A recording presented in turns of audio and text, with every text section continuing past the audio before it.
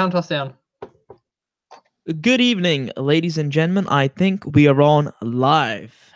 Welcome to the first episode of the boxing and New Zealand boxing recap. Basically, I'm joined with two special guests. We got a box rec editor. We got a judge, an official. Benji, why don't you introduce yourself? And then also we also got Kendall Cooper, he's a professional fighter. He's also a professional referee. Oh, not referee, just a judge. Look, why don't you guys both introduce yourself? Benji, why don't you start? All right. Well, hi, I'm Benjamin. I'm 26 years old and married, so no, I'm closed. I'm also a judge for NZPBA and have been an editor for BoxRec since 2015. So yeah, woo. And in my career, I've judged WBO Oriental title. I've judged like 8 New Zealand titles. So yeah, go Kendall. Oh wow! So I've done a little bit of that. Just started judging. I've done boxing in the past, corporate fights, amateur fights, professional fights, helping out with editing BoxRec, helping out with giving back to the boxing community. So looking forward to helping out the big amateur show for Anzac versus New Zealand at the ABA. So should be 40 fights over the weekend, 40 or 60.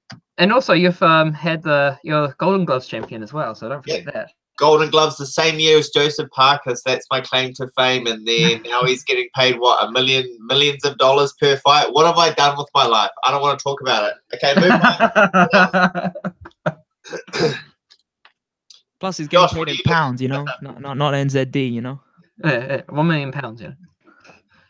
So we got two people that know what they're talking about, been there, done it.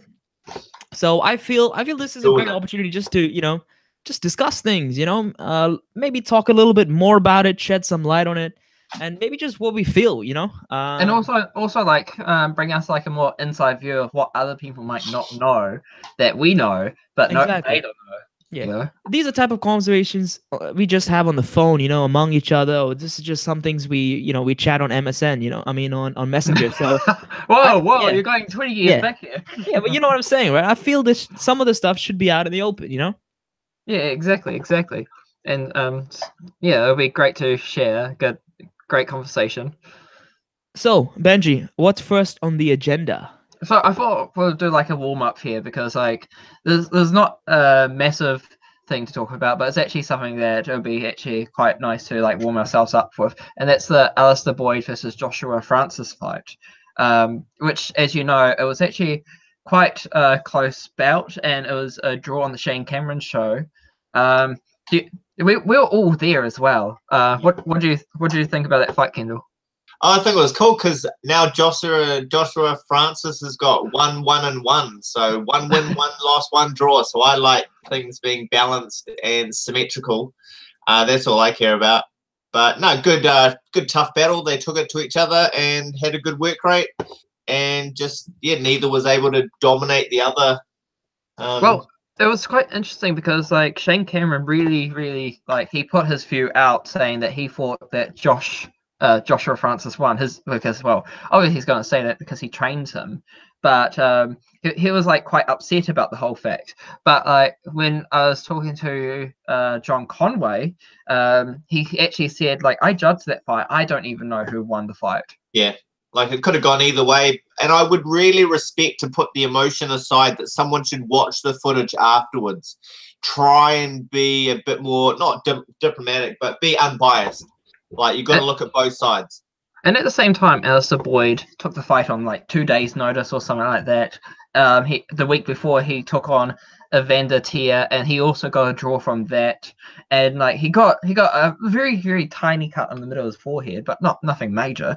But and now like Joshua Francis, I remember, I think it was you and Gladrap and myself. We actually interviewed him, and he was interested in fighting both Alister Boyd or Evander Tier. Oh wow, cool! So a rematch for Alister.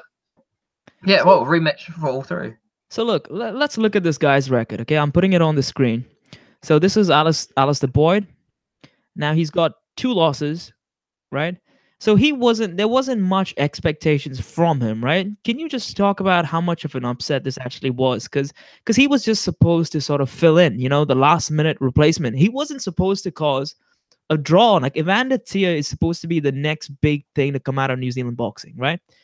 And I don't know, he fought Alister Boyd, he got a draw, and now also Joshua Francis. If you look at his record, he's supposed to be the next big thing, but Alister Boyd, he's the glitch in the system. So why? I mean, just talk about how big an upset this actually is. I think everything changed when Alister Boyd started training under Isaac Peach, because it's a different Alister Boyd now. And the fire. Who did he train with before? I have no idea. Kendall? No, I wasn't aware of who he trained with. Yeah, and Isaac Peach, he produces a lot of good guys. He's got David Light, he's got Andre, he's got Ruben Webster. So he's got himself as well, because he's a fighter former fighter himself. So he does produce quite good fighters. Cool. And I guess that suddenly changed. But the interesting thing is that Alister Boyd, he got draws back to back, and they're split decisions and majority decisions as well. And during that fight with Joshua Francis, the split decision was one judge this way, one judge the other way, and one judge right in the middle. So it really was an even fight. Yeah, I thought you were going to say that the other judge that you spoke with, I thought you were going to say that he gave it the other way, but he didn't know he didn't know who won or lost. Yeah, John Conway, who ref the fight, just didn't know who won and lost, and it was just this one of those things. And throughout the fight, if anyone's rewatched it, they were just literally pushing each other and hanging off each other, and it wasn't the best tactic for each other, because nothing was being done. So you can tell that either way someone trying to work each other out. But there's a number of other top 10. Because cruiserweight's alive, there's 23 people in the cruiserweight division, so that's massive, if not similar to 18 or 19 people in the middleweight division. Cruiserweight. The cruiserweight is actually the most funniest part of New Zealand at the moment, because yes, they are very much alive, but they're also very much dying at the same time. Don't want to fight each other because they're not fighting, or no, it's just all the injuries that are happening, Lance Brien, he's near the end of his career because his injury from Thomas Russell was actually quite severe, and any big enough impact on their arm again could actually ruin his career. And then you got Robert Beard, who wants to be cruiserweight, and he broke his hand, and that could be a career-threatening injury. And then we've got Asher Derbyshire, who's a New Zealand champion, as well as Lance Brien. He's got a hand injury as well. So what about Monty Beetham? Didn't he fight a cruiser? Monty Beetham, won the title and then didn't fight again. Yeah, because of the brain bleed, and Monty Beetham said that he got the all clear from the doctors, but he didn't want to risk it again. Yeah, you got to take it serious. Yeah, but yeah, that fight. Well, it just talking about these fights now, just one long fight has already caused a big conversation. Who do you think won that fight? And I thought it was pretty even. It should definitely be a rematch, and it is interesting that Joshua Francis wants to fight Evander Tia as well. That's what I was going to mention, because that's almost the decider, Yeah, well, it's kind of like a three-way dance kind of thing, but it's their own three-way tournament. And how do we get that bit of info? How do we find out that Joshua Francis won a fight Evander Tia, Benji? I think it's because we broke that. Yeah, we broke that. Yeah, exclusive. we were the one. Yeah, we had that interview with him. So yeah, hopefully we see if it gets set up for November. Because and look, Evander Tia issued a challenge to Joshua Francis, and he said, "Look, let's fight." Right? I think he mentioned the July date, but I think Joshua Francis is nursing a hand injury as well. Yeah. Well, I don't. Probably, that wouldn't really surprise me. Everyone's I think he was. Remember, he said his wrist was. Oh yes, that's right. You're right. And that happened in the Alister Boyd fight. So maybe that's partly to blame for the draw. The wrist injury. Maybe we need to find out. Yeah, just the power not coming through. Well, he did take. Well, like I said, both fight. Alister Boyd too take the fight on 2 days' notice. So I guess you could use that as an excuse as not prepared for a different type of fighter. But yeah, it was like just one of those things that was like quite interesting fight. Oh well, I didn't notice that Alister had fought Evander on what was that, 9th of June.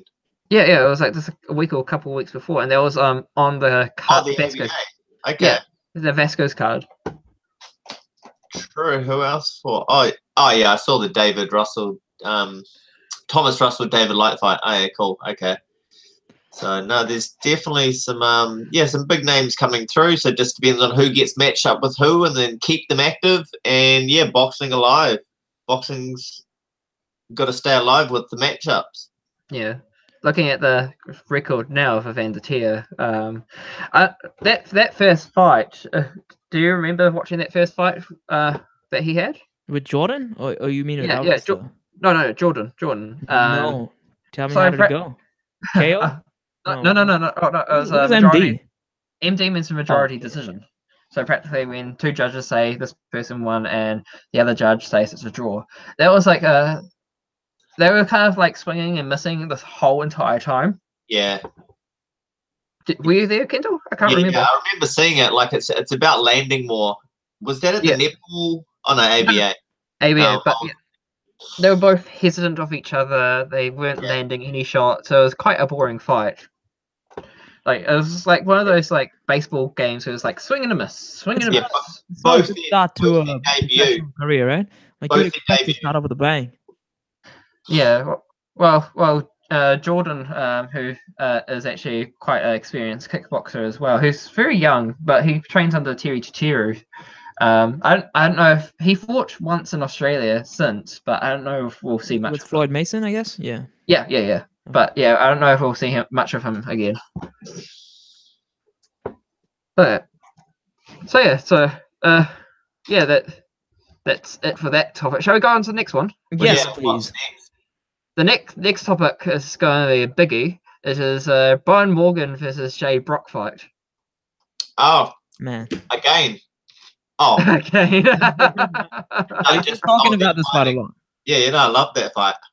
Oh yeah, it's like the fight of the year. There's like I don't know if any fights can actually top that so far because like, Kendall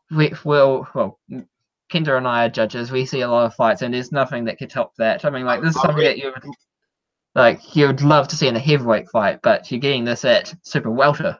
Yeah, just the work rate. But I seriously thought it was going to be stopped, and then it just came back through, and then they dug deep, and then just throwing the leather was great.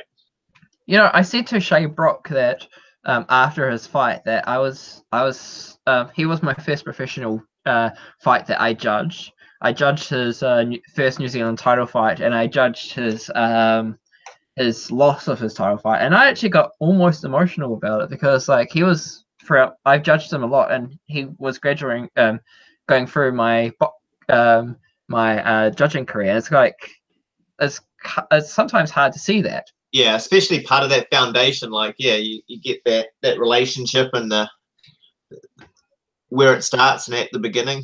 I can understand that. But at the same time, there's like no conflict of interest. Well, obviously, if you see the scorecards, that how it went. But there's no conflict of interest, but still have that development of the relationships. Yeah. But I think it was like the fourth round. Was it the fourth round where Shaye got caught, and I actually saw the eyes rolling the back of his head. I was like, shit. Yeah. And I was actually genuinely worried about him. Yeah, they had to reset, regather, and work out what to do.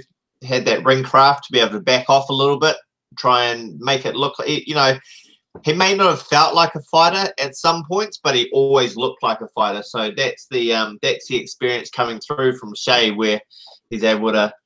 Who's watching something? Gladrap's going to show you some footage from the fight itself. Okay, cool. So you said in the fourth round, right? Yeah, I believe it's the fourth round.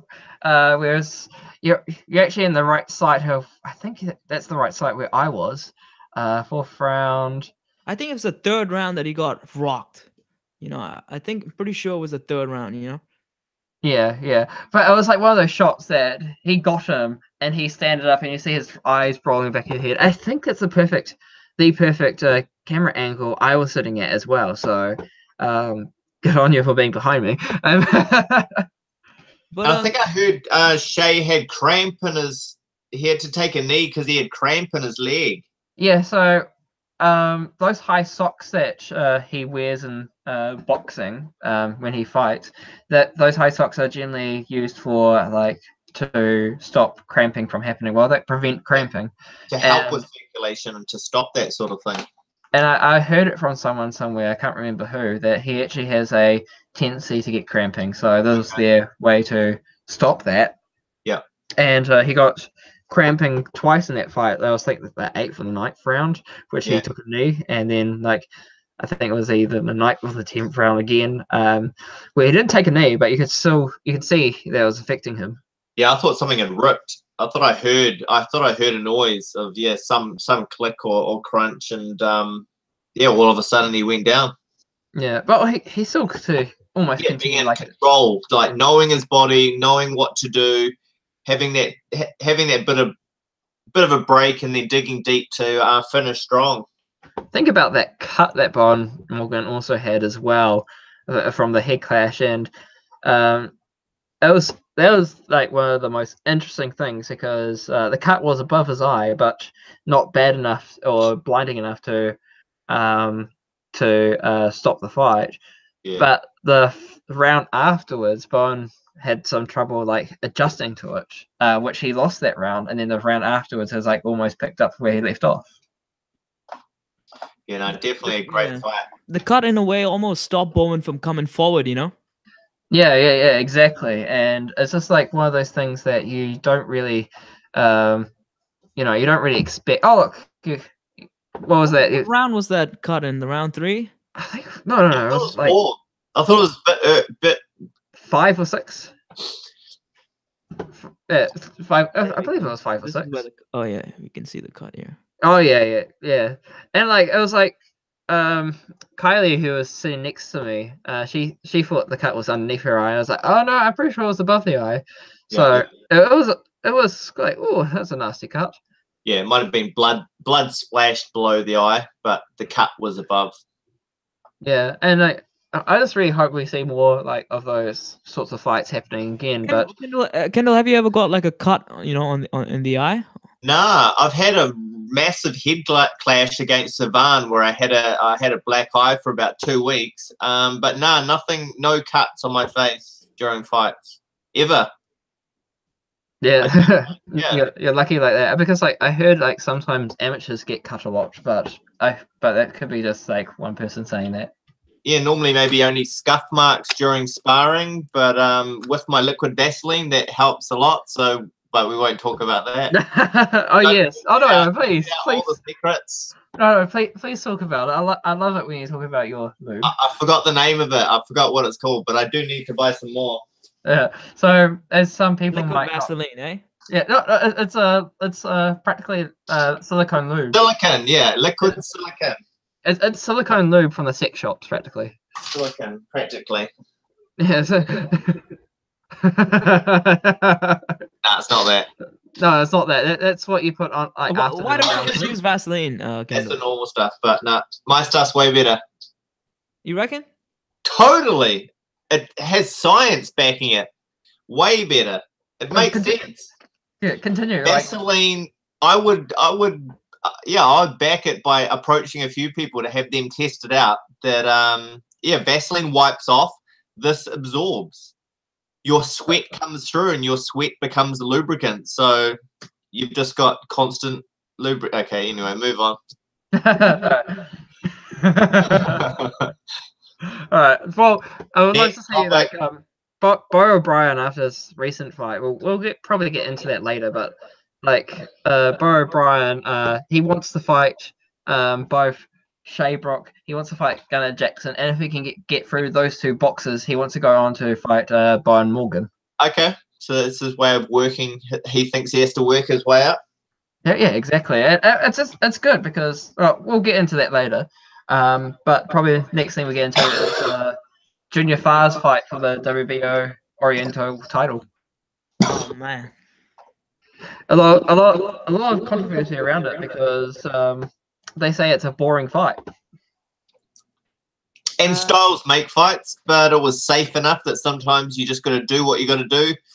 And yeah, I think the other person just didn't bring the fight to Junior. Like, he was there to fight, and he tried. I think he took it to him, but there just wasn't enough of a clash. There wasn't enough flair. Did you read the article afterwards? Like No, the day after? No, I missed it. So apparently Junior was fighting safe because he got a elbow injury during sparring with Malik Scott. Is that how you say his name? Malik? Oh yeah, Malik. Yep. Malik. And like he didn't want to call off the fight because he felt the pressure from his team because they spent like a lot of money on him, a lot of money on this bout in general. Yeah. So instead of like playing an aggressive game and going for like massive combinations, they wanted to Junior Fire wanted to play it safe, and like the trainers didn't know about it. Yeah. And it's not till afterwards they're like, okay, that kind of understands, but where she told us about it. Oh wow, what Junior's coaches didn't know about it? Yeah, Junior's coaches had no idea about it. Okay. Yeah, it says here, Mark Kendall says he had pain on both sides of it and had treatment during the week. We didn't realize the significance of the pain. Junior didn't tell us. Okay.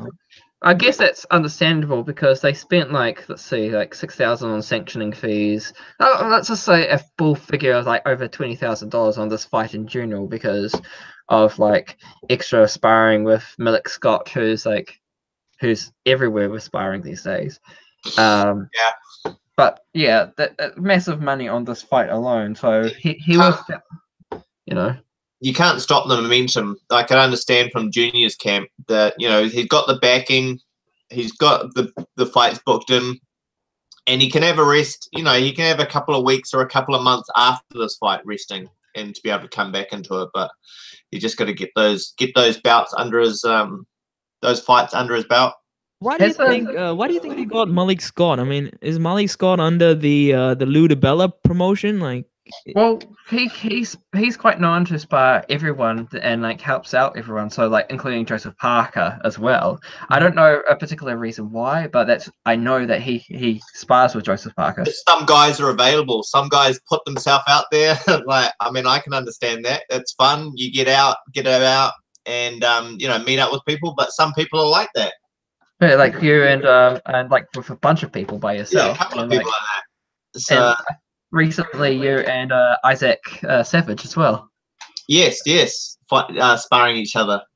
So, we should actually point out Isaac Savage was actually supposed to be here, but he's actually in hospital with a broken tailbone, and we're that sucks. Yeah, we'll hope to a speedy recovery for him. But yeah, you've sparred with Isaac Savage, and like, so you understand the whole thing about being the sparring partner. Yeah. And I was nearly going to start a business for sparring, charging $10 a round. And that may not seem much, but when you're normally doing, you know, sparring for free, or you do 10 rounds in a day, then $100, you know, paying for gas goes a long way. It's not a bad idea, right? It's not a bad idea, but like, it's quite hard because like I was just recently reading the Wrestling and Boxing Act of 1981. As you do. And as you do. And like I think it's like section 2 that a sparring match no longer is considered a sparring match, but more of a exhibition or a competition once someone starts paying to be at a attendance of a sparring fight. So maybe if you're with a specific person where you're actually sparring with that person and they're paying you $10 just for that training, then that's fine. But if you're paying someone that's $10 just to come and watch, then they have to be under a permit. Oh, okay.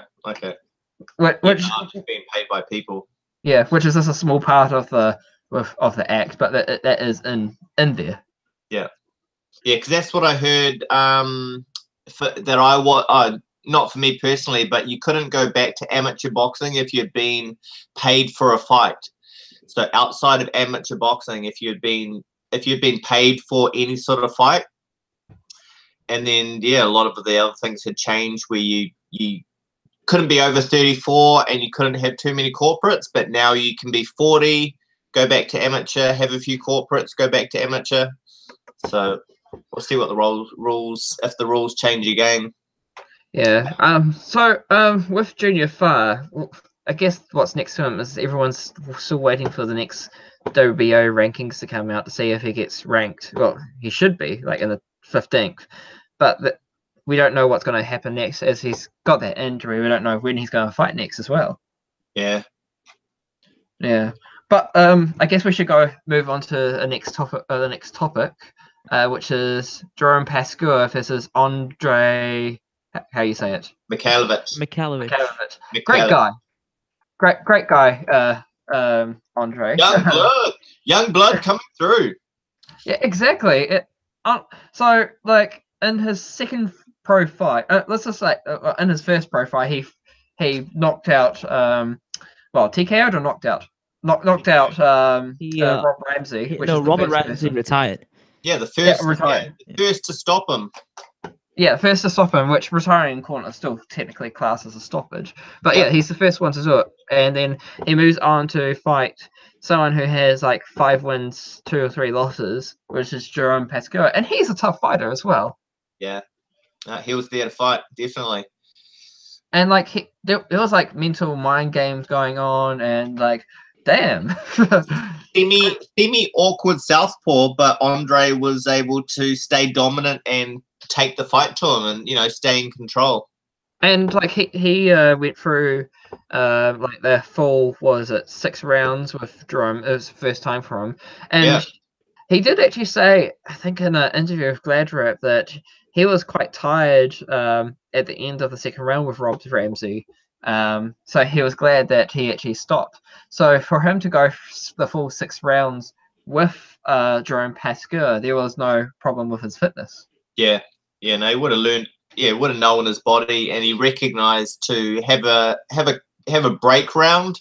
I don't know if it was the 3rd or the 4th, but to have a bit of a break, and he was in control. So that's the main thing. Main thing for Andrei to have composure, be in control, and do what he wants to do. And I think that's his style. Exactly, and he's got personality inside and outside the ring, and I absolutely love a showman. I mean, power and personality. Yeah, his personality. He can walk the talk. He can walk the walk and talk the talk. So do what he wants. And that's what you need in boxing today is personality to sell those tickets. Because like people aren't going to come along and see your show if they'll be like, yeah, I won. Yeah, there was a few people next to me wondering why such a young kid, basically, they were just sort of saying, oh, well, look how young he is getting in. But he was a straight up killer. Like, that helped sell the tickets, that he just came in and just blasted his opponent out, in 2 rounds. But they were just looking at like, oh, who's this skinny white fella? Who's this guy jumping in the ring? But he came in and owned the ring. Yeah, exactly. And what people don't know about is Jerome Pascua, his pro boxing career is practically all his fights that he's ever had, apart from 1 corporate fight. So Andrei has had a big amateur career, and so it kind of shows that he's actually had more experience in boxing than Jerome has, but Jerome has more pro experience. But I think this would have been a good fight to see 10 rounds and for a title. Yeah, I initially thought that Andrei could have taken out the 6-man. Andrei could have stepped into the 8-man. Yeah, sorry, the 8-man. That would have been interesting to see Tej sing against Andrei. Yeah, that could be the next thing. What's his name? Over in Australia. Anyway, I'll come back to you. But opportunity. In which round did Tej Pratap Singh stop Jerome Pascua? Second, third, one of the 2. Yeah, I was going to guess the 3rd. That's interesting, right? I mean, can you compare the 2? Like, can you say, look, Andrei didn't stop Jerome, whereas Tej Pratap Singh did stop him and in a devastating fashion. So I mean, is it fair to make those sort of comparisons, or am I? Oh, different fight, but also on the night. Oh yeah, no, they're different. Killer instincts. He'd already had 2 fights. Tej had already had 2 fights, and he still came out and stopped them. Well, Tej actually is quite interesting because like he defeated his first boxer by knockout, which was not knockout, TKO, but which is Kerry Davies. Kerry Davies, and like, which by the way, I was like absolutely like heartbroken because everyone loves Kerry. Everyone loves Kerry Davis. And then he went on to fight Harley Love, who didn't get knocked out. He went on to do the full decision, which shows how much strength and heart Harley Love actually has. Yeah. And Harley Love just came off, didn't actually have a quarterfinal fight because his boxer pulled out that day. Oh, wow. Oh, yeah, that's right. And I can't remember, Jerome knocked out his first boxer, but I can't remember his second boxer. Was it Josh Masters? No. Yeah. No. He didn't stop him, right? It was a unanimous decision. No. Oh, that was also a unanimous decision. So they had the same amount of fights, but I guess Jerome kind of like felt all the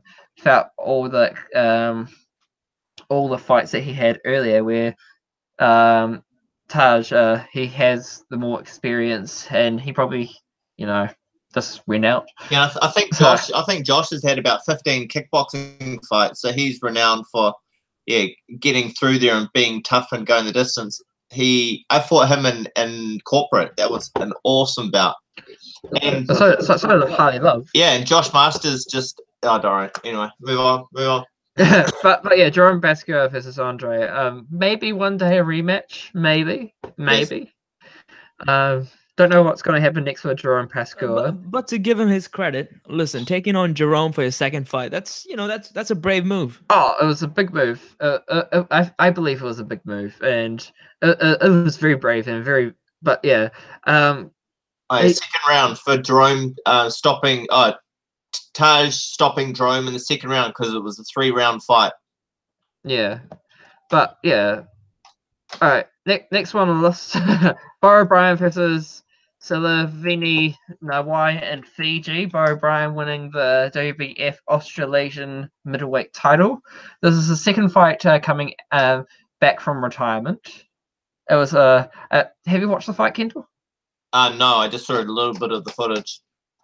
So like the first 2 rounds, he was just kind of like getting used to like just feeling him out, and the last then like round 3 and round 4, he started picking up the pace and got him in the 4th round, right at the end of 4th round. And do you want to talk a bit about the last round as well, like the confusion? Oh yeah, referee? Well, Fiji Boxing Commission are still like they don't have a lot of great training. I mean, like I know that Fires Khan is from the PBC is really much out there, but it seems that that they think that's not enough, and they think that they need more, and the judging and refereeing there isn't adequate. And like over there, they still they only just got rid of standing 8 counts. They don't even do blood tests, which is actually like a big thing. It's like you don't know how many of the Fiji boxers might have hepatitis, for example. But that kind of shows like how inexperienced and how unknowledgeable the Fiji officials are. But in that last round, there was the last 2 rounds or last round? There were 2 standing 8 counts against the Fiji boxer. Oh wow! Okay. And like there's no standing 8 counts in pro boxing. Yeah, not normally, but they different all sanctioning bodies. Oh no, all sanctioning bodies. Yeah, so even the Fijian sanctioning bodies should have that. Yeah, and I mean, like, didn't Bill O'Brien like in the interview sort of tell us that that he used to be a ref as well? Like, so he was sort of telling the referee like, "What are you doing?" Yeah. Well, he was confused. The judges were confused. Even like the judges and the supervisors were screaming at ringside saying, "No standing 8 counts," because like what if you need to do a standing 8 count, it's a TKO right there. There's And like, yeah, Beau Brien has had a couple of refereeing. He's refereed a couple of pro fights down in what is it, Manawatu and that sort of areas. And so he knows his stuff. He knows his rules. He knows his stuff. And he seems pretty keen to take on some of New Zealand's best, right? He didn't seem to shy away. Like he was ready for. I think he wanted to fight Gunnar. He was well aware of Shaye Brock, and he wanted him next, and Bowyn, right? Well, He's pretty up for the challenge. Exactly, and that's what you need. He agreed with what Beau and Morgan said, that how can you fight overseas if you can't even beat people in your home ground? Yeah, in your background, in the backyard. And like, but he's getting married soon, right? So he's gonna take some time off. So we're not gonna see him in there just immediate. Actually, that's breaking news. Was that? Wait, I have some breaking news. Oh. I've been actually in contact with a promoter in Napier, and they're actually putting together a show with both Kiki Toa Leutele and Beau O'Brien on the show. And yeah, that's when they're fighting next on September 1st in Napier. Wow. So Kiki Toa Leutele, is that how you say it? Kiki Toa Leutele. Yeah, wow. So both of them. Yeah, both of them, because they both come from Napier. We have to send someone down to cover that, man. Well, if I play my cards right, I might be going down, and John Conway might be going down. As an official or official? Oh, they want me to come down for saying thank you anyway. So. Wow, that's a fight. So do we know who the opponent is?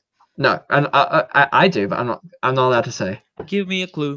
No. Oh, okay, Beau's number 1 in Super Welter. Beau's above Shaye Brock, I just noticed. Well, blink once if it's Shaye Brock. It's not. Blink twice if it's Bowyn Morgan. He doesn't know. Blink 3 times. No, I know. I do. If it's Gunnar Jackson.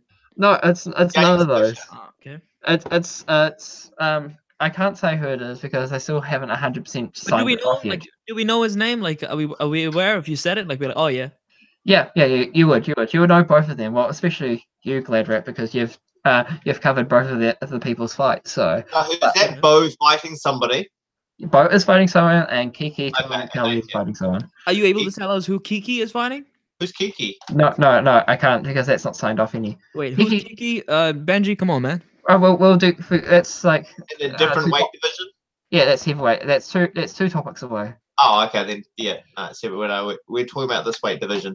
So yeah. Beau, number 1, going places. He's going to take on possibly Shaye, Gunnar, and then Bowyn Morgan within the next year. Most likely, I think he's going to take on Bowyn because Bowyn's got the 2 belts, right? The IBO and the NZPBA. So he's going to head there. He's heading there. I think he said that he didn't want to do that yet. He wanted to do Shaye Brock or Gunnar Jackson first, because which is still a great fight. So it doesn't really nobody's disappointed. So Bowyn has bought both of those guys, so it's kind of like a good ladder step. And man, it's exciting. It's getting exciting in that weight category, man. Yeah. Super welterweight, yeah. I know. I'm going to look at my phone because the next topic I'm going to bring up is the Nort Beauchamp versus Joel Brunker. The reason why I'm bringing up my phone right now, I want to see if the WBA have got their recent rankings up yet, because that would be great. Because as you know, Nort Beauchamp has won the second IBO title against Joel Brunker in the super featherweight division. Did you see that fight, Kendall? No. Oh, you suck. No, no, it was a great fight. It was. It was a great fight. It was like one of those fights that you have to be a really experienced official to judge it, because if like any nobody would go, they'll probably say, "Oh, Nort lost every round," because Nort's one of those boxers that could he's southpaw. Yeah, he's southpaw. He could go forward, he could go backwards, but in this fight he went backwards on the back foot, which made Joel looking like he was going on the front foot, which could make people. Yeah, here's Joel Brunker's ranking in WBA, and like Nort has defeated him, so we're wondering, will Nort become 15th? Will get to 15th. Yeah. But yeah, so yeah, Nort was on the back foot, especially on the first round. But when he was on the back foot, he was still landing very clean punches on the body. So like, and it's very unusual style. It's kind of like almost like a fighting on the insides, definitely. And those are hard punches as well. So yeah. And Joel Brunker, you know, quality opponent. What 33 fights, 33 wins. And like 33 wins, 3 losses. Look at that. That's a quality fighter. And before he fought Nort, he was ranked 104 in BoxRec, and Nort was ranked 300th. And plus, look how many times he's fought in the Melbourne Pavilion. So he's used to this. You know, this is his backyard. This is where he's. And his losses are against genuine winners, like people that haven't had many losses, or if not undefeated. Like he hasn't been fighting losers; he's been fighting winners. After his first 10. Which is what you need to do for a boxer anywhere. You need to actually start fighting these people. Yeah, if you want a title, you got to earn it. And that's what Nort is doing now. Like if you, if you look at the beginning of Nort's career, there wasn't actually a lot of winners, but at the same time, there wasn't actually a lot of people in that division as well. Yeah. So yeah, and like it's kind of similar with Cairo George as well. He didn't fight a lot of winners at the beginning of his career, and then he defeated Nort. Oh, who did Lecky want to fight? That's who I saw on Facebook. Lecky wants to fight someone. I think it was Lecky. Anyway, I'll come back to you. I reckon Andrei Mikhailovich will be offered to fight Tim Tszyu. You heard it here first. He'll be offered to fight Tim Tszyu soon, I reckon. You think? Yeah, I reckon. I think I remember Andrei saying to us that he said that he doesn't want to be known as a future New Zealand champion. He wants to be known as a future world champion. And totally. He thought he was like 900 in the world. Now he's like 500. But even then, I don't think he would care about 500. Yeah. He's in the hundreds. He wants to be top 10 soon. Yeah, but yeah, we'll talk about Andrei soon again. But talk about it. Move on. But with Nort, I just want to see him fight for like a WBA title, a WBO title, one of the major four. Something IBO is great. This is who he should fight. Oh well, he actually said that he wanted to fight him, but I think he said that. But he's probably in line for a world title soon. So suspended by the New York State Athletic Commission. It's probably something like they need. So suspensions like that is see he's got world title coming out, but sometimes the suspensions that are like in New York or something like that, it just means that they need to do a medical, and then the medical will be like, okay, he's fully healthy, and they'll release a suspension. Complicated politics, boxing. But yeah, I'm wanting Nort to get a top 15 rankings, and I would love to see him with a regional title with like WBC, WBO, IBF. And WBA, since he's got multiple IBO ones and WBF. So yeah, but yeah, I'm happy for Nort. Nort, great personality. When I first saw him, I thought he was very good looking. Nort, yes. That's very naughty. Get it? Come on. No. Oh, that's a good one. Yeah. Thank you, guys. Yes, well done. Okay, we'll talk about Kiki Toa Leutele right now. He went over to Australia to fight with, what was the name of that cup again? It was a Memorial Cup, wasn't it? It was somewhere on Facebook. Yeah. But yeah, he went off to he went off and fought 3 tough guys. And he knocked out the first 2 and fought the last guy who has actually got a big amateur background. Oh wow! I know that GladraP got to see it. What do you think of the tournament, GladraP? Yeah, GladraP. Yeah, GladraP. If you don't want me to use your real name. GladraP is not here at the moment. Please leave a message after the beep. Oh, can you hear me? Sorry, I was just speaking, but the volume was disconnected. Oh, Oh, sorry. I think, this guy could be the next big thing. Like, look, this first fight was a Daniel Ty, and look, he got a draw. Like Daniel Ty, man, this guy is a veteran On his in the game. debut. On his debut as well. On his debut, come on. And look, this guy's been in the ring with Junior Fa, he's been in with Hemi Iowa, he's been in with Conrad Lamb. Come on. Defeated Conrad Lamb as well. But like it look like if you go back before 2016, he's been in a lot more as well. Yeah, so look, I mean, for a debut fight to take that on, it means there's big things to come out from this guy, and plus to go to Melbourne Pavilion to fight, away from your home country and to get the wins in such a dominant fashion. Yeah, 2 knockouts in a decision. It's great, and he wants to fight. He wants to fight anyway. He wants to fight David Light. He wants to fight Daniel Ty again. He wants to fight Junior Putty. Like he wants to fight Mosse. Of course, yeah, he does. But I don't know what happened with the whole Mosse thing. Okay, cool. But that's a big call out. That's awesome. That's amazing. Well, Letty's doing a comeback, and he doesn't know. He's born in Samoa and resides in Australia, as I believe. But he wants to fight Mosse, but I don't know what's going to go. He was going to fight on the Shane Cameron show. But that's good, just to put it out there. That's awesome for boxing. Regardless of what happens, just putting it out there, just putting your money where your mouth is, and just backing yourself. That's awesome to see. And that's what gets other fighters, motivated and spurred on to jump back in the ring. Like, from my experience as well.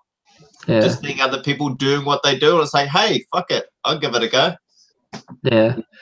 I can't admit that I have it with the going back to Kiki. I have actually asked a lot of people for who to take on Kiki, and a lot of them were saying like either I'm busy or like I'm busy, like I've got something in their personal lives that's busy, or sorry, I've got already a fight lined up. And then there's this one person in particular, not mentioning names, like, oh, I'm fighting in Australia in a couple of months and I'm getting paid $8,000. So is that for Kiki heavyweight? Yeah, Kiki's heavyweight. Sorry, Benji, who was that person you said? You just said his name, the guy that for the 8,000. What did you say his name was? No, you can't. I didn't say it. I saw your journalism. I saw right through you. I mean, look. I mean, I get it, right? This guy's a new, fresh thing, right? You try to avoid him, maybe. He's got power. He's had an amateur background. I believe he's got a couple of amateur titles. He is a scary person, and he could actually be. He could surpass Hemi here. He could surpass Daniel Ty. Well, obviously, Jordan with Daniel Ty. He could even surpass Junior Fa potentially, and he wants that fight. There's one name you didn't mention, though. What about David Light? I said David Light. Did you? He wants to fight. Yeah, David Light. He wants to fight David Light too. I think David Light is too risky right now for him, but how amazing would that fight be? It's a risky fight for both boxers because they both got power. Yeah, but like whoever lands first. I don't know what's happening with David Light because. But isn't David Light a cruiser? No, that's what I was about to say just now. Is like I don't know what's happening with David Light. I guess that it's easier finding fighters at heavyweight who want to fight him, but at cruiserweight, not everyone's trying to avoid him. Yeah. But let's move on to Andre again. How he. I want to mention his fight against Daniel Maxwell because he was punishing Daniel. Yeah, a few of those were clean shots landing. And I could hear it on the other side of the ring. He was grunting. Yeah, each punch had that grunt. Yeah. And this is the part that was the highlight of my night. It was the random coming from Andre. First round. Yeah, from the first round, I did not expect it. I mean, I expect a show performance. I was the crowd was laughing, I was laughing, and I had trouble focusing from then onwards because it just kept on replaying in my head. I just kept on laughing, and I had Dan. He recognized some people.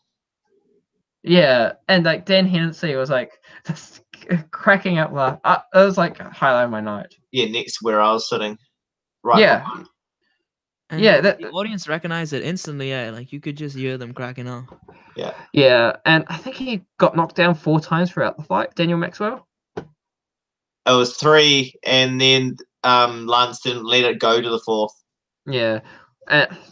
This actually could be the end of Daniel Maxwell's career because he's got quite a lengthy suspension. I mean, he's been suspended for 1 year from boxing because of this, because of multiple knockouts in his career, and because like how heavy the shots were. Yeah.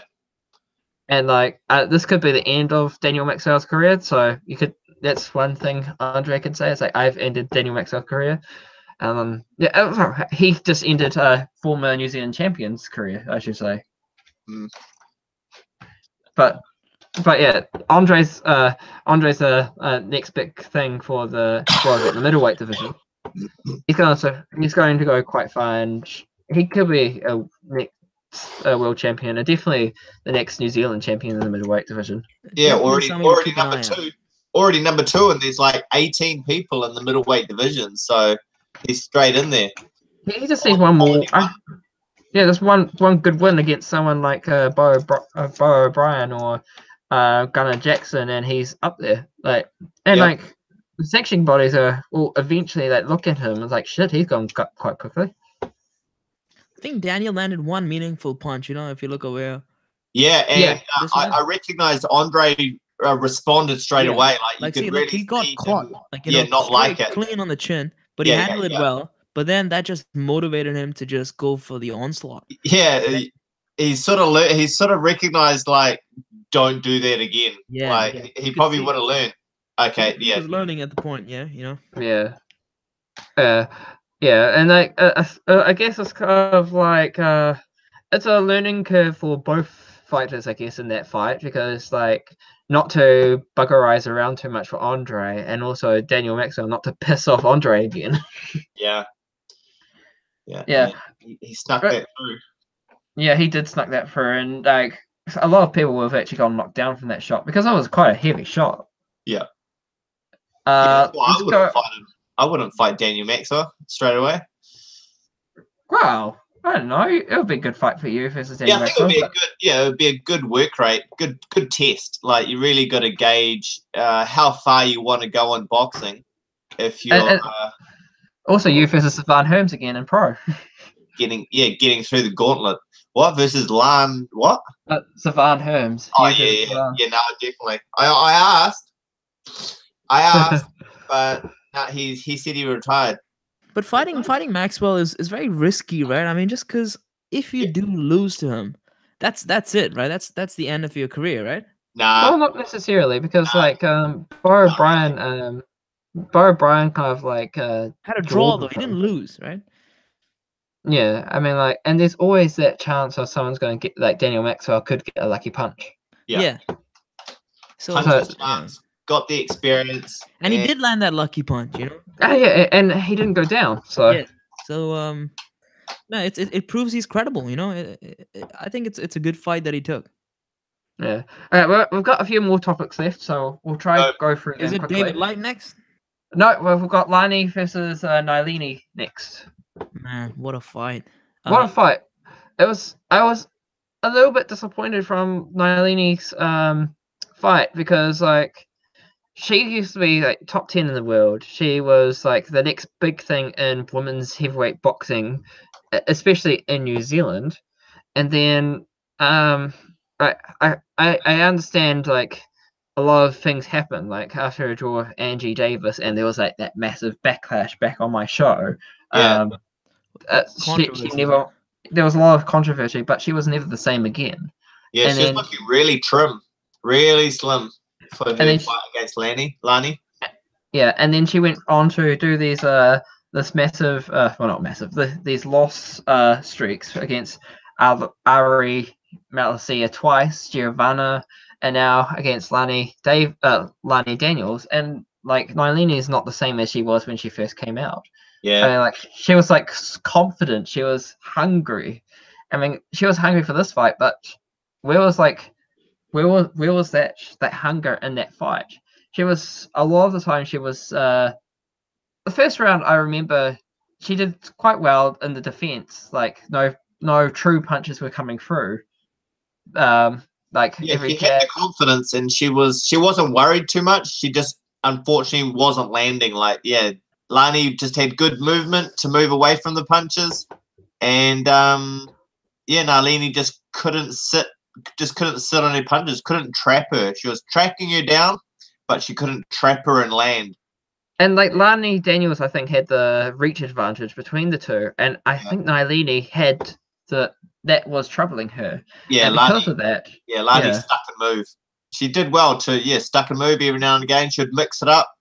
There was some good combos thrown. I gave a couple of rounds to Nailini because I recognised she was confident in doing. Sometimes she got to do what she wanted to do, and she finished strong. So I liked that she finished the last round really strong. Yeah, well, I remember like Daniel Hennessy is like if said on the way home because he had a couple of beers, so I had to drive him home with his car that slowly going down. But Daniel Hennessy said that when you're fighting a champion, you have to do that extra more to take that title away from that champion. I fully agree with him. Yeah, but that's taxing. Yeah, you've got to. You're not in control. You've got to be doing more than the other person. Yeah, and Nailini just didn't have that. I mean, like the game plan didn't change as well when things started like repeating itself during the fight. Like where was like the cutting off in the ring when Lani was like moving around? Where was like backing her in the corner and just letting her have it? There was like none of that. None of the changes. Yeah, there was a few shots that Nailini she shook off. She shrugged off like they weren't hard shots, but at the end of the day, the judges are seeing her get hit. So exactly. It doesn't matter how hard they were. She's being hit and she can't track and trap her opponent. But, she's got the goods that she should take out anyone lesser. It was Lani's day. She came to fight and she was defending her title. If not with her life. Like she wants to keep her title. She's earned it. She deserves it. And that's why she's still got it. And Lani, it was quite difficult for me because like both girls I actually like a lot because Nailini was the person that started like this whole revolution of heavyweight girls coming through back in 2016 because she was like that first fight and like a lot of fights coming after that. So she like was like the front foot of that. And I like Lani Daniels because she was like quite genuine. She's quite a nice person, and she has a big future. Her and her sister has a big future in boxing. I feel like near the end of the round, it was almost like Lani was figured out. Like she was almost toying with her, dodging the punches and just playing around almost. Well, Lani just got John Conway signed up with her, and John Conway he's trained a lot of big names like Adrian Tahir. He's trained Baby Netson, and Baby Netson has fought for like the WBC silver title, a New Zealand title, fought in Madison Square Garden. So like John Conway is quite a big coach. Coach, yeah. And also, John Conway, one of his big things is like beating the fitness into you, and like every single boxer in John Conway's stable is very fit that could go on for 12 rounds without a problem, without getting gas. And like Lani definitely showed that. It was an impressive win. It was a very dominant win. Yeah, she was in control. She did what she needed to do, and she just stuck to her game plan. Whatever her game plan was to stick and move, and every now and again mix it up. But she just did what she needed to do with style. Like she had she had some good punches that she was throwing. Yeah, would you say that Nailini should stay in her light heavyweight division, or should she go back to the heavyweight division where she had more success, or even go cut some more? I reckon at least give a couple at the weight that she's at now. She looks good. She looked trim. She looks fit, and she'll dominate anyone less than Lani. Like any other fighter in that division, Nailini would dominate easily. She would get her mojo back. She would get her groove back, and she would smoke them. Yeah, well, so this is her second fight in light heavyweight, and like so far, as what I can see, it's not doing 100% yet. I don't know. what would be next. Oh, I do know, but we'll talk about that later. I do know what's next for Nailini, if it's true. Yeah. Did you say that Nailini was fighting next? I will tell You've you. already tried that. It'll eventually work. I will tell you what's next for her if it's true, because I'm not entirely sure if it's 100% or not. But I'll tell you later after we talk about Daniel Tai versus David Light, which GladraP is actually covering. Massive. Yeah, so Daniel Tai. Daniel Tai, two-time New Zealand heavyweight champion. David Light, current cruiserweight champion. David Light also holds the silver medal of the Commonwealth Games. And Daniel Tai has I think 60 kickboxing belts underneath him. That's pretty mammoth. He's getting over 100 total fights. And he's got a thick jaw, if you know what I mean. He's never gone down, I think, in boxing. Has he gone once in boxing. One KO in boxing. Who did that to him? Who did that to him? That's TKO. Points TKO by Danny Green. Oh, okay. Danny Green. Okay. Danny Green. That's fine. But TKO round 6. Well, Danny Green is a massive name. And that was Daniel Tai's second loss. Yeah. And I think David Light has the power to actually do that knockout blow to Daniel Tai. Yeah, he just needs to catch him cleanly. If not, Daniel won't let him. And I'm very excited for this fight. Now let's look at the poll that I put out on GladrapChannel.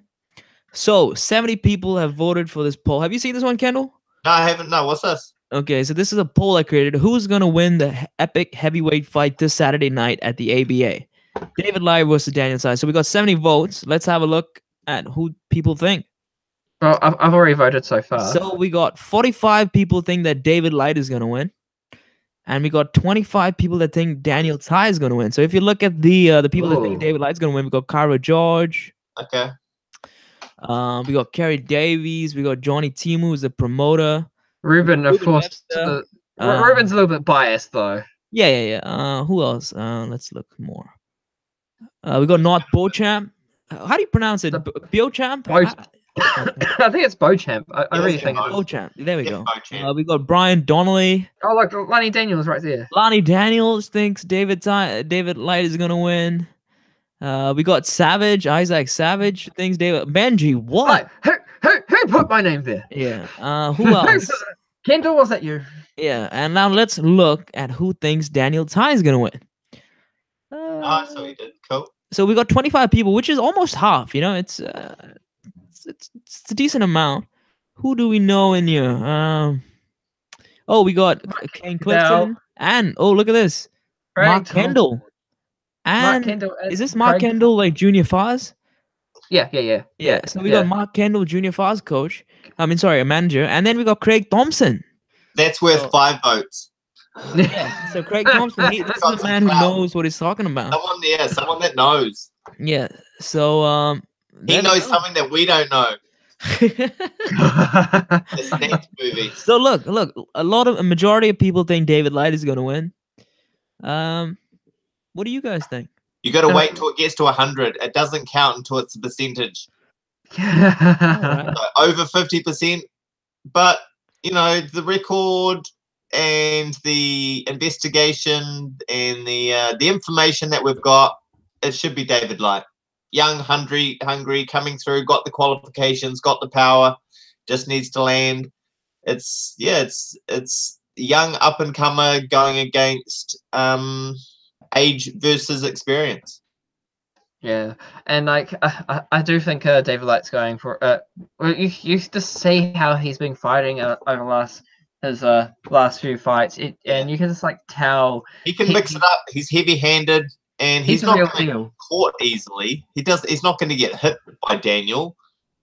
And he wants to fight everyone. And that's a good thing. That he wants to fight everyone. Yeah. There has been some other call-outs which we won't go to that weren't that official, but they're on the books. Yeah, exactly. That person's not fighting. That person's possibly not fighting anymore. But an upset is totally possible, right? I mean, this is what makes this fight so exciting, right? Anything could happen, right? I don't think it's an upset of either one because both boxers have got the qualifications to do what they can do. Yeah, but look, Daniel Tai is 41. What is David Light? David Light's maybe 26. Oh, he's the same age as me. Yes, he's 26, literally. This is the young lion versus the older lion, right? I mean, yeah. This is an exciting fight, man.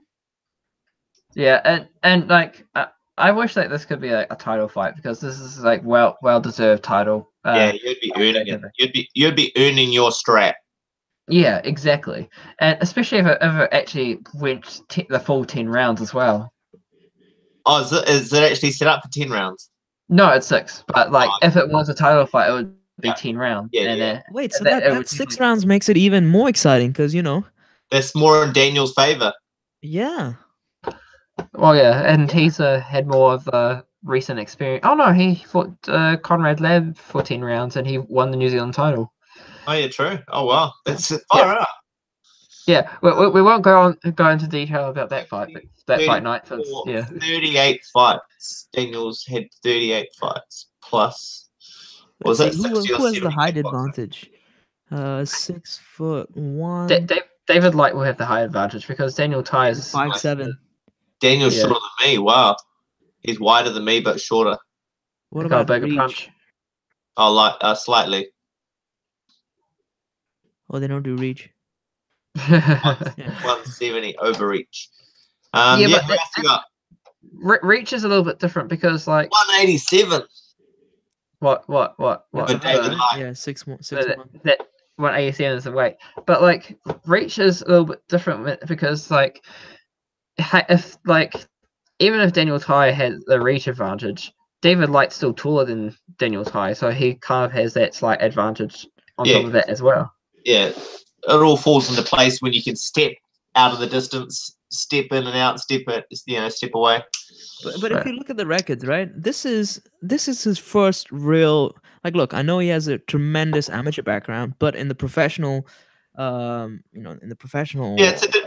this is his first real. Different ball game. Right. First test. Yeah, look at this. I mean, the other guys, Louis has under 10 fights. Vaimoli has under 10. Tussi, 3 losses. Corey has 1. This is his first test. Yeah. Well, if you look back at that thing, it's like knockout, unanimous decision, knockout. But like, it's quite interesting that he had that one unanimous decision against Vaimoli, who no one has actually managed to knock out yet. So that was his one and only. Like Vaimoli, he's been with Evan. Nick the Greek couldn't knock him. Look, he's not been knocked out, right? This guy is made of a granite chin, right? That was where Rob Ramsey was until Andre came along. So there's people out there like that. They just gotta meet up with the right opponents. They've got the goods. Yeah, this guy's very good. He's a good fighter. Sam Rapira struggled when he fought this guy. Yeah, I can imagine. Yeah, like he absolutely struggled. Even look, and this guy has a great record, man. Look, he's fought Nervosa, Smiley. I'm sparred by Molly. He's tough. Yeah, he knows what he's doing, right? Like even if you talk to him, he has a good fundamental understanding of the sport. Yeah, man. Remember, Kendall defeated Smiley. Right? In corporate years ago. Let's look at the record, man. Where are you, Kendall? When I was half the corporate. Unsanctioned, unwritten. It was a sanctioned one. It was like corporate. Was it a unanimous decision or what was it? Yeah, I think it was. As they both tell me. He won the first round. I won the second 2, and I got paid. Yeah, because I got paid to break my jaw. Yeah. You broke your jaw? Okay. No, of course not. No, I didn't. I had my mouth guarded. My jaw was just sore for 2 weeks afterwards. So look, ladies and gentlemen. Come on, that's from sucking too much lollipops. These people that we have commentating here with us are serious, man. Incredible. What we've done so we could bring you some knowledge. So okay, we should move on because we've only got 3 more? 3 topics. Dude, this should have been the finale, man. 3 minutes. Oh no. 3 minutes each. Okay, next topic is the 8-woman heavyweight tournament, which has just been announced this week. That is for the #1 mandatory spot for the IBF world title. Who's organizing that one? Yeah, that is massive. So we've got Caroline Daniels, who's 100% confirmed for that. This is Craig Thompson event, by the way. Nailini Helu, which is what I said. I'm not entirely sure if that's 100% confirmed or not, but she might be fighting on that, and that could actually heavyweight. Heavyweight. So everything above 79.4 kgs. 79 for the females. Yeah. Oh, okay. So there is what was it? Razi Poa, the MMA fighter. Renata, maybe. Renata Power. Yeah, Renata Poa. Yeah. Caroline, Nailini, Ashley, and Gary Gurr. I don't think he's in it. no. Gary Gurr is not in it. But like, it's. I think they've got 5 names, and they're still looking for that 5, 6, 7. That last 3. They're trying to get Albury Malacia to fight on the show in the tournament. Cool. But like after her mother died recently, things haven't actually been in the best of her personal life. Which is Ali, like the girl in the picture? Yeah, that's Albury Malacia right now. Yep. Winning the UBF Asia Pacific title, winning the New Zealand title, and then there's me on the right there. Just looking pretty, That's pretty sad, man. Like she's a great fighter, right? Yeah, she is a great fighter. She was supposed to defend her New Zealand title against Sarah Long, but like then her mother died, and so that fight didn't end up happening. She still has the title, but but we're still trying to get her to see if she will fight on the tournament, because she is ranked in WBA already, so she would be a heavy favorite, right? She would be the heavy favorite, and a fight between her and Caroline Daniels, that would be a beast. Oh wow, yeah. But Sarah Long, I mean, didn't she beat your Giovanna Perez? Sarah Long, yeah, in her debut, man. and they've been trying to get a rematch ever since. Was that a close fight, or was everything fair about that, or? Oh no, it was fair. It was all fair. It was just a learning curve for Giovanna. Man, if she beat Giovanna Perez, that means. But she lost to Ali. But Giovanna's been trying to get a rematch with her since that loss, and they've been saying nope, because Giovanna's a completely different boxer from since then. So look, this is Sarah Long. That was her debut. Yeah, and that's another thing I like to bring up, because the winner of the tournament gets the IBF #1 position. Giovanna will get the #2 position, and that's been confirmed as well. Oh, okay, yeah. So I saw that. So automatically, the winner of the tournament will fight Giovanna for the IBF World Heavyweight title. She's also beaten Nailini. Yeah. Yeah. About that. Wow, she's beat some top. Oh, she's fought her twice, and she's beaten her twice. Yeah. Oh. Yeah, and split decision, being close. Yeah, and I thought Nailini won that fight. Why is there a little asterisk here? It means that they might be booked for another fight coming up. Okay. Fighting this year. Yeah. And Giovanna Perez, what she's done? She's gone. Oh, she beat Lani. Okay. And Giovanna's competing in this, right? In this 8-man. Oh, sorry. No. She's not competing because she's already at the position of, because she's ranked. Giovanna's ranked 2nd in WBA, and she's ranked 2nd in IBF already.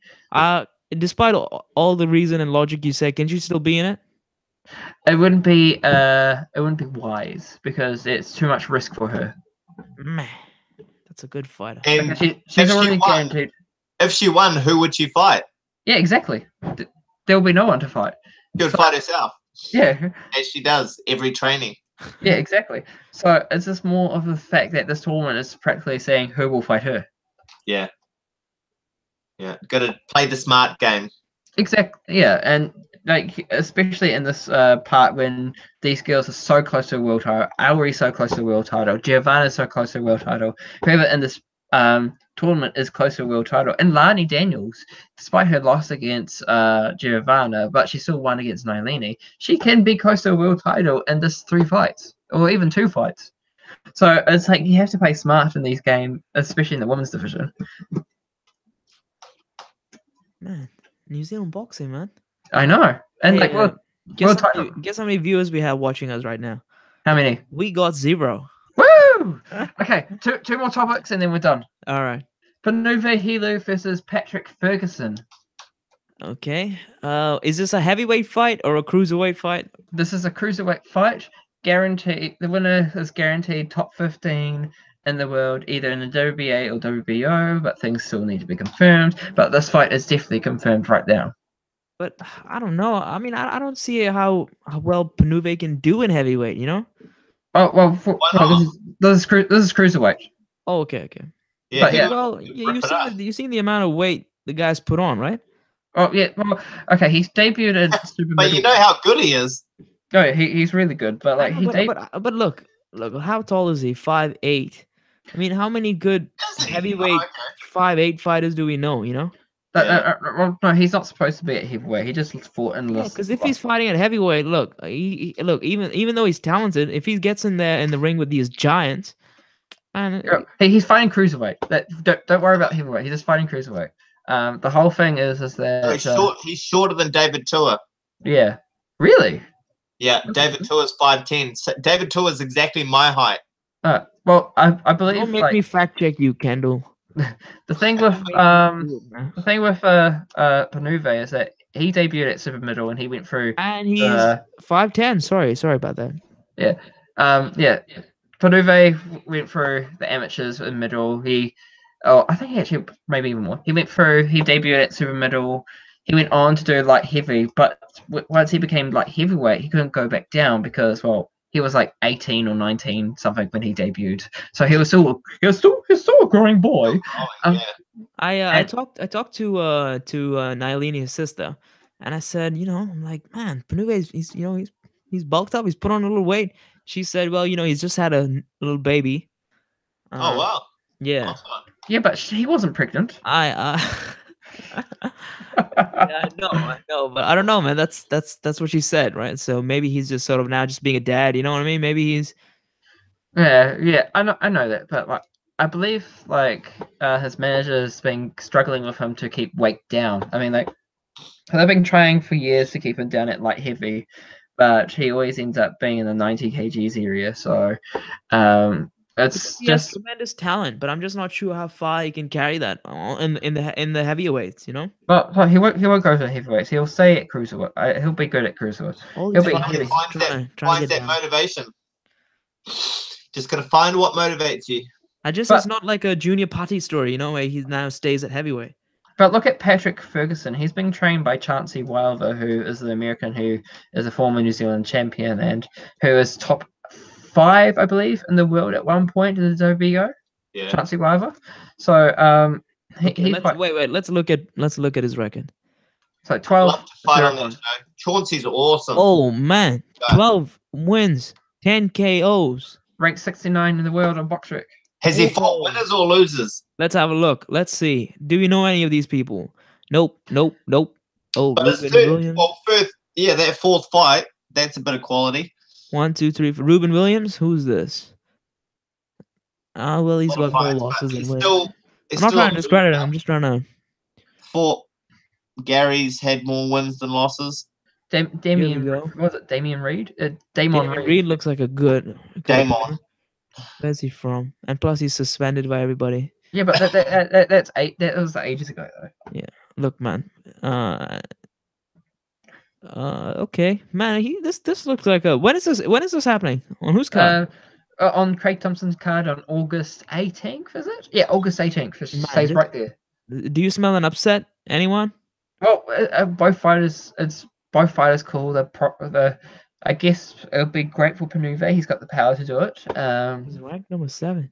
But at the same time, Panuve hasn't fought a lot of quality opponents apart from Jonathan Taylor, and so it could be a complete outmatch. You just don't know. Let's see who's he's fought. Okay, he's fought Joshua Tai. And Mossy Onyematangi, he drawed with Mossy. He's fought Joshua. He's fought Jordan. He's fought the brothers. He lost to Jordan. Yeah, he lost to Jordan. Oh, that's right. TKO. Wow. Okay.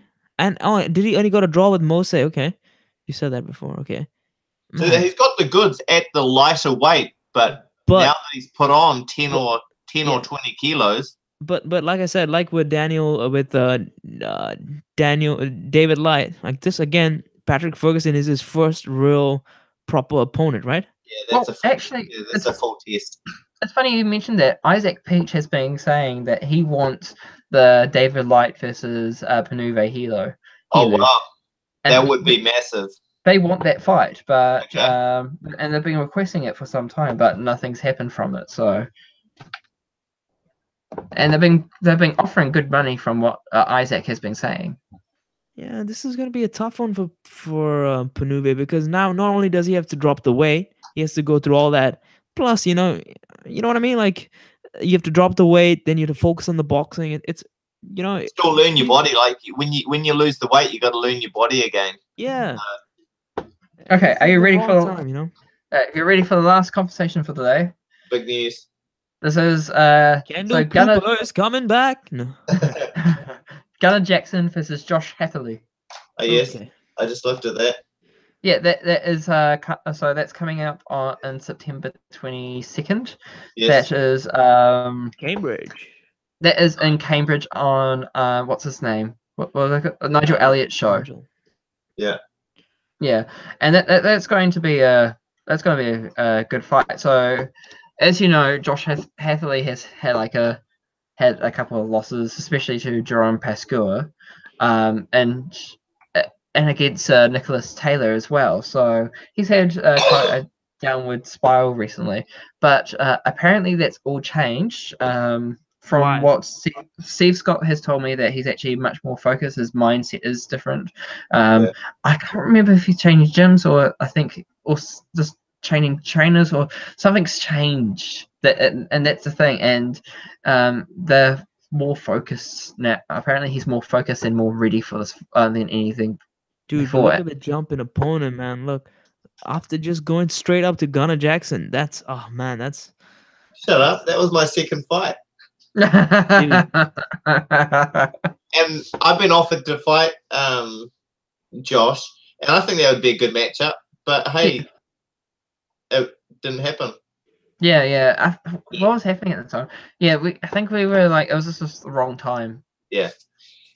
But yeah, that's still good. Yeah, good test. Good test for Josh. Let's him do what he needs to do. You got to dig deep and find what place you need to go to. Does it kind of happen like this? Like you start off fighting and you fight people with sort of low fight counts, and then eventually you have to make that jump. Yeah, every fighter eventually has to make that. You're supposed to ease up into it and keep fight people who are similar to you. But if you go back to that Josh record and you see those two Jerome Pascua fights, Jerome actually took both of those fights either on a week's notice or less than a day's notice. Really? And he won both fights by split decision. Oh yeah. Man. That's saying a lot about Jerome, and not taking away from Josh, but something obviously needed a change, and I'm hearing a lot of positive things at the moment. I mean, he's sparring with all the Christchurch boys at the moment, and if they're saying that something's changed, I believe them. Wait, is he training at? Did you say he's training at one more round? I believe so, yeah. Okay, then okay, look, that's a proper change, man. That's Oh no, he's always trained with one more round, but I think this the mentality has changed. Yeah.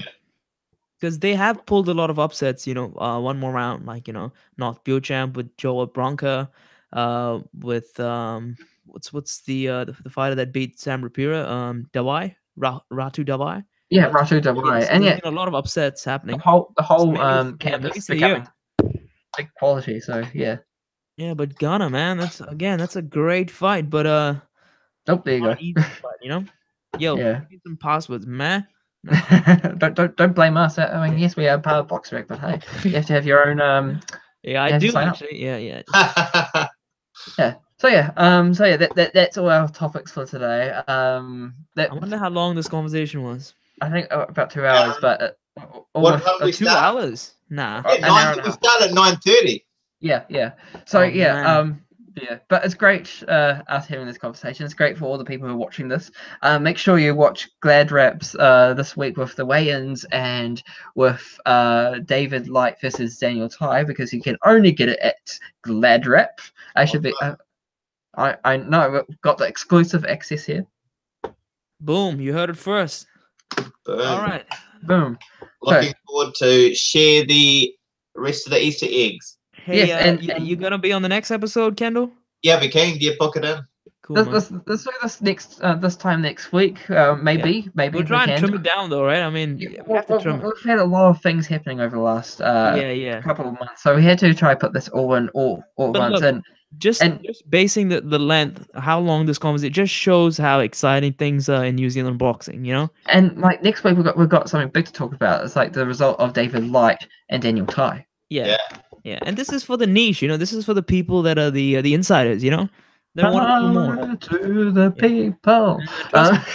You know, to get this straight from the source from Benji Watt, who's been in the sport in all sort of roles. You know, he's we got to thank him for all the contribution he's made. And also prize for your poll.